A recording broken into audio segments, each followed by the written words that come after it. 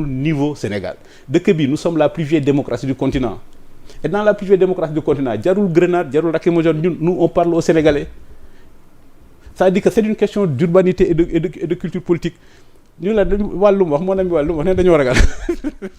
sa xarit Waly neen da ngeen ragal nee na yéen. non du ragal. yemu ci sax moom jàpp na ne tey jii dañoo war a jëm ci dissolution wa APR. kan mais bu ko neexee xam nga Waly sama xarit la mais dama ko xam nga lu tax dama ko yërëm xam nga tax ma yërëm ko il est entré dans une spirale boo xam ne mënatu ci génn il est entré dans une spirale des excès moo tax mënatu ci génn démb gis naa tontu na ma mais li may wax rek. Waly tontu na la de. waaw comme on dit en xaaral léeral la li Waly wax Waly nee na traumatisé par la perte du pouvoir Yoro Dia est devenu un vrai guignol de la politique il répète tout le temps les mêmes choses et s'essaie bêtement à des jeux de mots qui ennuient la littérature. Le 8 novembre, ce ne sont pas les propos du collaborateur d'un dictateur déchu et en fuite qui peuvent gâcher l'événement. Mais je répète les mêmes mots parce que depuis toujours, depuis 2000, je suis convaincu que le Sénégal n'a pas un problème politique, le Sénégal n'a pas un problème institutionnel, le Sénégal a un problème économique. Et les faits me donnent raison. Et les faits m'ont toujours donné raison. L'échec de leur insurrection et que nous avons gagné par les urnes, ça montre que nous sommes une démocratie.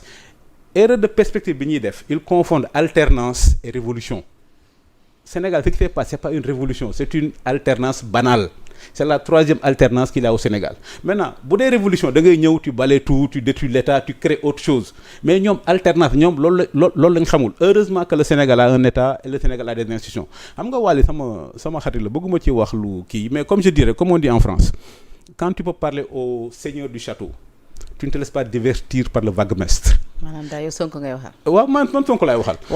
waxal comme nous sommes aussi de culture arabo-musulmane dañ doon wax à Bagdad que quand tu peux voir Haroun al-Rachid le khalife tu vas pas perdre du temps en te laissant divertir par Bak-Bak xam nga Bak-Bak. Bak-Bak xam nga mooy kan. mooy kan quand tu peux voir Haroun al-Rachid ça veut dire le khalife à Bagdad tu te laisses pas divertir par Bak-Bak lire nga les Mille et une nuits Bak-Bak c'était le bouffon du roi. Bak-Bak était toujours dans les excès mais malheureusement Waly est dans les excès et comme on dit quand il dit oui dañoo war a piquer Macky Sall dugal ko ci valise et comme dit Talleyrand tout ce qui est excessif est insignifiant mon ami Waly est insignifiant maintenant et donc je profite encore de ton antenne pour l'inviter à redevenir lui-même je connais Waly il n'est pas comme ça il fait de la comédie et malheureusement il est tellement dans la comédie qu'il est obligé j'ai dit hier son patron Sonko concurrence déloyalement sa mère mais Waly aussi est dans la comédie et malheureusement comme il est dans la comédie il est obligé chaque jour d'en faire un peu plus et c'est pas bien pour son rang intellectuel et c'est pas bien aussi pour son truc administratif mais je lui rappelle simplement que comme le Sénégal a un problème économique lui il a d'autres priorités et je demande au DG du port de voir la carte entre quand on voit la Méditerranée il y a Tanger Med qui est un grand port boo demee au sud du continent au Cap il y a un autre grand port et le troisième grand port du continent ça doit être le port de Dakar et j'informe mon ami Waly que les Marocains sont en train de finaliser le port de Dakhla et le port de Dakhla et puis les Marocains non seulement ils sont en train de finaliser le port de Dakhla mais ils ont reçu les états de l'AES quand tu vois l'AES là ils n'ont pas de port et les Marocains sont en train de tout faire pour que le port de Dakhla devienne le port de l'AEF. J'informe mon ami Waly, comme moi je fais de la géopolitique. Récemment, j'ai été en Guinée. Et dans le port de Conakry, les gens sont en train de faire là-bas un port malien. Et j'informe mon ami Waly aussi que les Ivoiriens investissent massivement dans leur port. Sénégal, qu'il faut gën a ñàkk jot mooy Waly. Mais malheureusement moo fépp jot. mais Waly tontu na la parce que Waly benn jour ci sortie bu mu def nee na. dañuy wax tout le temps DG dañoo war a dem liggéey mais bu ñëpp demee concentré wu ci liggéey bi kon ñan ñooy génn pour politique il a raison aussi. non il a tort comme le premier ministre a tort en parlant de méga meeting xam nga en démocratie xam nga aussi ñàkk a jàng ak ñàkk a xam baaxul en démocratie on dit la plus grande légitimité est élective jarul ngay occuper Facebook. À partir du moment où nous avons un pouvoir légitime qui est issu d'élections, mieux vaut être élu que d'être jugé sur des rassemblements. Les rassemblements, c'est avant l'élection. C'est pour montrer aux Sénégalais que je suis populaire. Moom la ñuy wax la spirale du silence. Ça veut dire que quand tu fais un grand rassemblement, c'est pour convaincre les gens qui ne veulent pas voter pour toi que tu as des gens, que tu as du monde, pour que nit ñi mën la topp. Mais à partir du moment où tu es au pouvoir, tu n'as plus besoin de ça. Parce que tu as la plus grande légitimité en démocratie qui s'appelle élection. M. Ousmane Sonko a dirigé une liste et ils ont eu la majorité. Maintenant, quand tu es aux affaires, on prend le pouvoir pour faire des choses. Et quand tu es aux affaires, tu concrétises des choses. Tu peux pas être au pouvoir en disant je fais appel à un méga rassemblement. Pour prouver quoi? Mais bu ñu delloo tuuti ginnaaw sax sur la forme en tant que communicant. Tu as déjà la preuve. Tu as déjà la preuve que les gens sont avec toi parce qu'ils t'ont élu. Maintenant, quand les gens t'élisent, c'est pour que tu transformes leur vie. Et c'est pourquoi je dis Pastef a perdu 20 mois parce qu'ils n'ont pas le sens de l'histoire. Mais en tant que communicant Yoro bu ñu delloo tuuti ginnaaw ne serait-ce que sur la forme ngi tax a gi tuuti le PM bi muy annoncé li nga xamante ni moo di déclaration bi donc dégg nañ ko après finalement ñu ñor ni fake news la après ñu defaraat affiche les gens ont partagé ñu lire ci une importante déclaration en tout cas du PM de quoi on s'attendait peut-être à plus. Voilà. Moom laa wax c'est pourquoi je dis notre PM a un immense talent non pas sur les questions économiques mais sur les questions de comédie. Il concurrence Sanex. Et tu as vu comment ils vont monter la spirale. Le PM va faire une déclaration importante. Tu mobilises tout le pays. Oui, pour dire que je vais faire un terra meeting. Je vais faire un terra meeting le 8 jours. Terra meeting bi xaaroon nga ko. bi nga gisee affiche bi. xaaroon nga annonce terra meeting. Non, comme xam naa waaj il a un talent pour la comédie. Je m'étais dit que du fa wax dara lu solo. Comme aussi le terra meeting du fa wax dara lu solo Penda. Quand tu es élu. Non, terra quand tu es élu. Non, quand tu es li ma doon expliquer ça. Li ma doon gestion. Li na ñëw ci lan. C'est une gestion. Bonne gestion. Mais nous avons Assemblée nationale. Nous sommes dans un système représentatif. Les députés représentent le Sénégal, c'est ça la République. Nous sommes dans un système représentatif. Les nations représentent le peuple. C'est comme je dis, c'est juste une arme de distraction massive.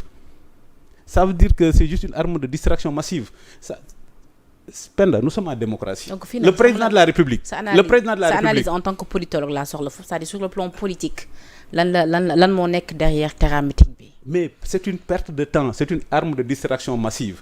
Ils ont échoué lamentablement sur le plan économique, mais chaque jour, comme boo nekkee France, am na lu ñuy wax magasin yu ñuy wax les Galeries Lafayette. Les Galeries Lafayette, chaque jour ñu créent un événement. Ñii sur le plan économique, ils ont lamentablement échoué. Maintenant pour jox Sénégalais benn genre sédatif. Matt di ëf, économie c'est dur, mais maintenant pour distraire les Sénégalais, chaque jour ils créent un événement. Chaque jour, moom laay wax les armes de distraction massive. Le seul problème du Sénégal, c'est l'économie. Ils ont lancé un plan depuis 1 an, mais on s'attendait à ce que notre Premier ministre fasse le bilan.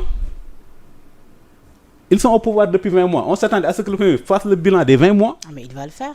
Kañ la koy def ci meeting bi. terra meeting. ci terra meeting bi. Pour annoncer des choses importantes pour la République, soit il choisit le grand théâtre, comme c'est un comédien naturel, ou bien il le fait dans le cadre de meeting.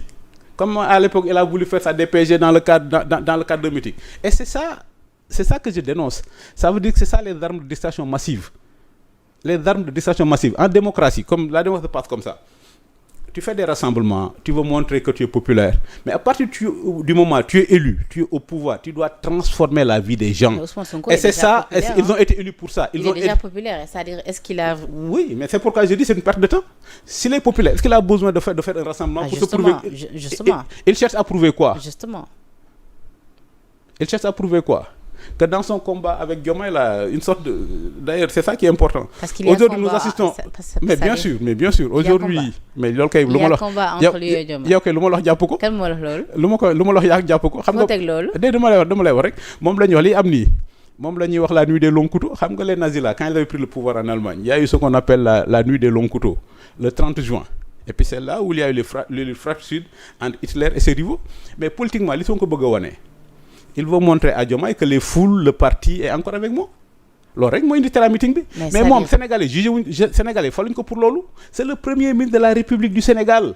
Il ne s'appartient plus. C'est-à-dire, c'est le chef du gouvernement. Est-ce qu'il a réellement besoin de montrer ça à Diomaye, sachant que oui, Sonko il est populaire. Mais on va faire de la psychologie freudienne. Le gars cherche à se prouver des choses à lui-même. À quelle fin? Mais pour se rassurer lui-même. Penda. Sonko, pour être clair, Sonko est tombé dans le piège de Diomaye. Pendant 20 mois, il a montré qu'il est incompétent. Il a fait son dernier show live, oui, le pays a un problème d'autorité, comment laisse gouverner, comment donne tous les pouvoirs. Mais Penda, Diomaye lui a donné tous les pouvoirs. Aujourd'hui, Sonko n'a plus d'alibi. Il est tombé dans le piège de Diomaye. Mais et c'est pourquoi il faut te méfier. Il faut te mooy Sonko mooy Diomaye mooy Sonko de. Ah bon? Bah oui.